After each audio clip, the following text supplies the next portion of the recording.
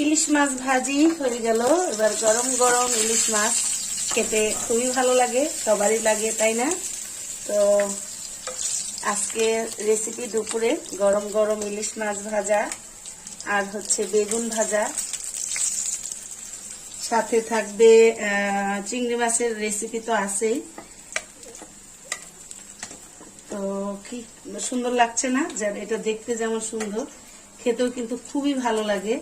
এটা আমাদের অনেক পছন্দের রেসিপি।